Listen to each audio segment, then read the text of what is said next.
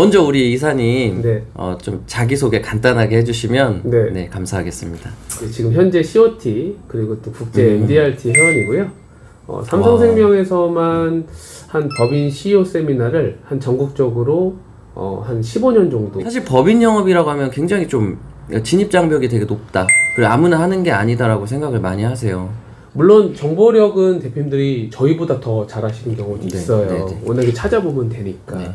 그런데 이 컨설팅 하시는 분들이 이제 정말 많다 보니까 불완전한 정보력 때문에 이거 괜찮은 거야? 이거 해도 돼? 이렇게 생각했다가 대표님께서 나중에 이제 세무조사 나오거나 이런 경우도 좀 있거든요. 절세가 가장 키포인트이기 때문에 절세하면은 뭔가 다른 사람이 A라는 사람이 얘기하고 B라는 사람이 얘기하면 뭐 더 센 것을 대표님들은 더 선호하는 편이거든요.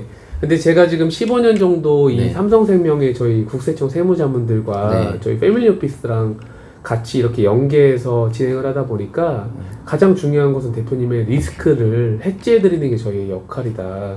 사전에 좀 점검을 하고 단기, 중기, 장기로 이런 플랜들을 해결해드리는 거. 저희랑 커뮤니케이션을 계속 할 수 있는 그 프로그램 시스템이 좀 중요하다라고 저는 판단을 하고 있거든요. 회사가 액면가 5,000원인 이 회사를 성장하면서 우리 회사가 돈을 벌면 일단은 계속 당기순이익이 늘어나고 미처분이익금이 쌓이면서 그게 결국에는 비상장 그 주식 가치 평가가 되는 거거든요. 그런데 뭐 그런 일은 없어야 되겠지만 대표님이 갑자기 예를 들어서 유고가 발생을 한다. 그러면 그 자녀나 배우자가 상속인들일 텐데 이 회사가 헐값에 매각되는 그런 사례는 없어야 되잖아요. 그렇죠. 그러다 보니까 예를 들어서 지금 보험 얘기를 하셨기 때문에 제가 편하게 말씀드리면 우리나라에 뭐 100개의 기업이 있다라고 예를 들어서 가정한다면 한 5분 정도만 퇴직금을 받아가세요. 그 말은 즉 그렇게 종신보험, 그러니까 내 몸값을 위해서, 내 회사를 위해서, 내 가족들을 위해서 이런 보장을 준비하시는 분들이 실제로는 그렇게 많지 않다라는 아직도라는 말씀이시죠? 지금 2020년인데도 2020년이든 30년이든 제가 봤을 땐 대표님들이 그런 내용들이 좀 약간 그 인지를 좀 더 깊게 하셔야지만 가능한 일인 것 같아요. 조금 새로운 트렌드, 요즘에는 이게 좀 법인 대표님들이 어떤 관심을 좀 많이 갖고 계실지 좀 궁금하거든요.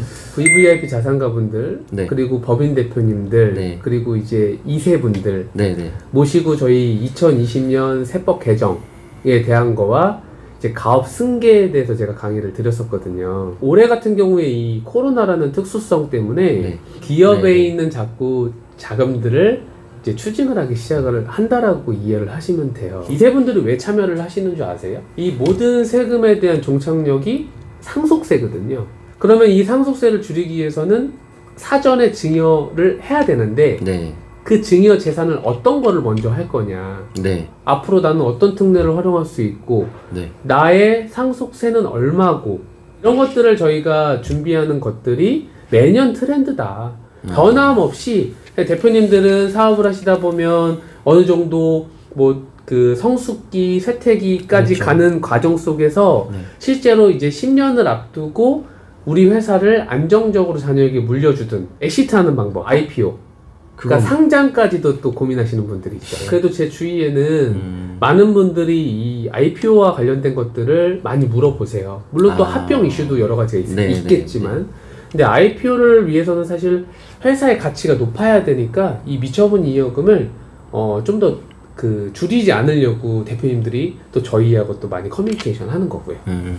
제 주변에 친구가 한 명 있거든요. 개인 회사를 본인의 법인 회사에서 이걸 합병이라고 하는 게 맞는 건지 모르겠어요. 그거를 구매할 수 있느냐라는 건데 합병을 다루는 분들이 많지 않아요. 이거 우리나라에 고난이도거든요. 그래서 우리가 흔히 말하는 4대 그 회계법인들이 있어요. 뭐 3일, 뭐 삼정, 안진, 뭐 한영 이런 데가 대부분 큰 대형 법인인데 거기에서도 실제로 거기서 한 5년 이상을 제대로 배워서 나오신 분들이 그 딱 M&A 그 이슈와 관련된 것, 그 부분만 다루는 분들이 있기 때문에 각 분야의 전문가들이 있어요. 예를 들어서 저희 회사 같은 경우는 뭐 가업 승계라든가 네. 지배구조와 관련된 명의신탁이라든가 네. 지금처럼 이런 대표님들에 대한 절세 부분을 각 전문가들이 다 분야가 파트가 있기 때문에 그런 부분들을 다 지원하고 있고 그래서 대표님들이 저희를 좋아하시는 것 같아요. 법인 회사의 뭐 정관이라든지 네. 되게 기본적인 것 같긴 한데 이게 또 생각보다 잘 정비가 안 되는 경우도 많으신가 봐요. 네. 네. 사실 아까 말씀드린 것처럼 이 법인의 관심 분야가 워낙에 포괄적이에요. 네. 그런데 기본적으로 처음에 들어가면 저희가 대표님들하고 상담하면 일단 정관 보고 세무조정계산서를 보게 돼 있어요. 네. 세무조정계산서는 실제로 우리 회사가 1년 동안 얼마만큼의 농사를 잘 졌느냐가 중요하기 때문에 네. 물론 대표님께서 거래하는 회계법인이나 세무법인에서 네. 잘 관리하고 있다라고 생각하시지만 네. 실제로는 세무사, 회계사가 그 기장을 하는 게 아니고 그 밑에 실장이라든가 아니면 그 세무대리인들, 그러니까 사무장들이 이제 저희 기장을 하기 때문에 네. 실제로 이분들이 뭐 조세특례제한법이나 세법에 대해서 그렇게 깊게 다루지를 않습니다. 그래서 저희가 먼저 세무조정계산서를 보고 실제로 뭔가 잘못되어 있는지 회사의 농사는 어떻게 좀 잘 되어 있는지를 먼저 좀 파악하는 게 이제 우선 과제인 것 같고요. 네. 그리고 이제 정관이나 노무는 이 법인의 기초제도 정비라고 해서 정말 회사에서 진짜 중요한 내용이에요. 대표님들은 그냥 우리 회사에 정관 뭐 그냥 표준 정관 하나 가지고 있어 이렇게 네네. 많이 얘기하시거든요. 10분을 만나면 5분은 이제 표준 정관, 그러니까 2분은 컨설팅을 좀 약간 잘못했다고의 표현을 좀 드려야 되나요? 수정을 하긴 했는데 네. 조금 거기에도 오류가 있다. 네, 그게 그런 일은 없어야 되겠지만 네. 세무조사가 나오게 되면 결국에는 걸면 다 걸리거든요. 국세청에서 세무조사 나오면 나중에 추징 당하는 거죠. 그러니까 결국에는 이게 실제로 복지 위로금 뭐 이런 등등등의 위로금 등이 들어가는 것은 대부분 다 근로자 형식으로 보시면 되는데 네, 그쵸. 대표님은 일단 근로자가 아니기 때문에 그쵸. 부인당할 확률이 높다라고 판단을 하시면 돼요. 대표님들의 이런 법무서식이라든가 이 상법상의 절차들, 법인세법을 좀 보셔야 되기 때문에 네. 그런 부분들을 좀 잘 믹스해서 네. 대표님들께 설명하고 마지막으로는 저희가 이제 공증하는 것까지 네. 이렇게 절차를 마무리를 하고 있습니다. 네. 대표님들이 관심 있어야 되는 부분들이 실제로 가지급금들 골칫거리잖아요. 네. 회사에 뭐 리베이트가 있다, 아니면 실제로 대표님께서 빌려갈 수도 있고, 그러면 아무래도 업무무관 가지급금이니까 네. 이 가지급금이 쌓이면 이제 회사에서는 굉장히 리스크한 부분들이 생길 수 있어서 개인사업자 시작, 마지막에 이 세금의 종착역인 상속세. 네. 그럼 대표님께서는 결국에는 법인의 전체를 다 세금이라고 보셔야 되거든요. 왜 보험회사에서 이거를 이렇게 하는 거예요? 저는 이게 조금 궁금하거든요. 우리 기장하는 세무대리인분들이 네. 대부분 다 잘 해주고 있다라고 생각을 하지만 네. 실제로 굉장히 오류가 많아요. 공정청구라는 것도 사실은 막 아무나 할 수 있는 게 아니에요. 네. 일부 전문가들만 할 수 있는 영역이어서 왜 우리 세무대리인은 그거를 몰랐을까? 사실 그분들은 별로 관심 없어요. 그냥 하던 대로 방식대로 하는 거거든요. 그래서 이분들은 기장을 하시는 분들이고 이런 저희가 하는 컨설팅 하시는 분들이 아니다 보니까 저희 뭐 보험회사나 최근에는 뭐 은행, 증권에서도 이런 투자와 관련된 것, 또 절세 세미나를 많이 하거든요. 근데 제가 가서 직접 들어보면 사실 이분들도 그 회사를 비하하는 게 아니라 네. 그분들도 실제로는 전문가들은 아니에요.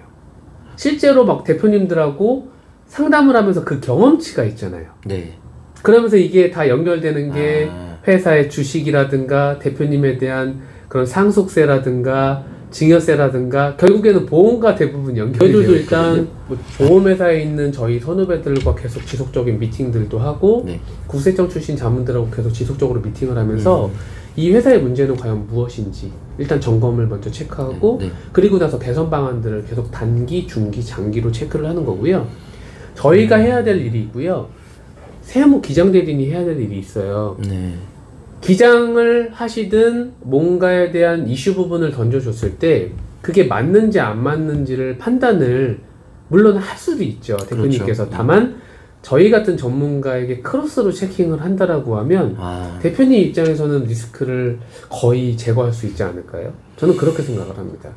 그러나 어쨌든 이제 대표님들과 이 회사 그리고 저희 그 전문가님들을 좀 이렇게 만날 수 있는 그 접점이 정말 무엇인가가 사실 고민인 것 같고 뵙고 사실 도움을 받으신다면 뭐 그거 싫어하실 분은 뭐 없으시겠죠. 그럼 대표님께서 고민거리가 분명히 있었는데 저거는 내가 상담하고 뭔가 솔루션을 찾을 수 있을 것 같아. 그게 일단 저는 우선과제라고 보고 있고 그러면서 대표님께서 그게 만족스럽다라고 하면 실제로 저희 회사에 뭐 멤버십으로 등록을 해서 지속적으로 관리를 받을 수도 있고 일단 대표님 회사에 중요한 거는 세금 절세를 받아야 되고 그리고 저 사람을 내가 믿고 관리받을 수 있다. 이런 거 하나로만 생각해도 충분히 뒤에 따라오는 부분들은 저희가 굳이 고민하지 않아도 된다고 생각해요. 대표님들이 만약에 이 방송을 보신다면 좀 그런 마음을 조금 내려놓으시고 부담감을 말씀드린 거예요. 분명 전문가님들을 만나시면 도움이 될 거다. 좀 이렇게 저는 생각합니다. 강의하고 나서 대표님들이 저한테 질문할 때가 굉장히 설레일 때가 있어요.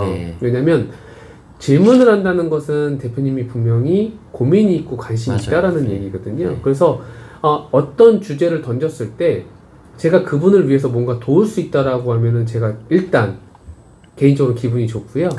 만약에 내가 이 자리에서 해결이 안 되더라도 제 주위에는 일단 전문가가 또 있기 때문에 그런 부분들을 좀 같이 협업해서 대표님들께 충분히 도움을 좀 드릴 수 있을 것 같아요. 어떻게 세미나 주최하시고 어떻게 또 만날 수 있는지 그게 좀 궁금하네요. 저는 이제 전국적으로 계속 강의를 하고 있기 때문에 뭐 제가 부산이나 대구 그리고 창원 또 그 외 광주, 대전 뭐 지역마다 사실은 갈 데가 너무 많아요. 방송 보시고 만약에 세미나 그 이사님한테 좀 한번 강의를 들어보고 싶다 그러신 분은 오픈 채팅방에 제가 남겨놓을 테니까 그거로 신청하시면 좋을 것 같습니다. 좋습니다. 딱 한 가지만 더 얘기하고 마무리해도 될까요?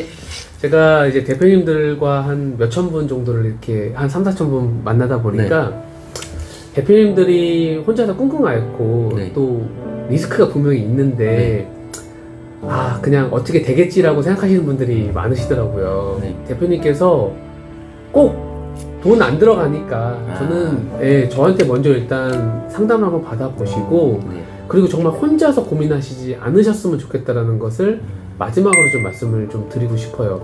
대표님 주위에 정말 좋은 분들 꽤 많으실 거예요. 다만 결국에는 사업을 하시는 우리 대표님 입장으로 봤을 때는 대표님 혼자서 해결하시게 되면 향후에 또 문제가 될 수 있는 경우를 전 너무 많이 봐서 제발 그러시지 않으셨으면 좋겠다. 상담은 공짜다. 이거를 말씀드리고 싶습니다. 상담은 공짜다. 알겠습니다. 아무튼 오늘 정말 그 바쁘신데 귀한 시간 내주셔서 감사드리고요. 저도 너무 감사했습니다. 오늘 너무 고생하셨고요. 고생하셨습니다.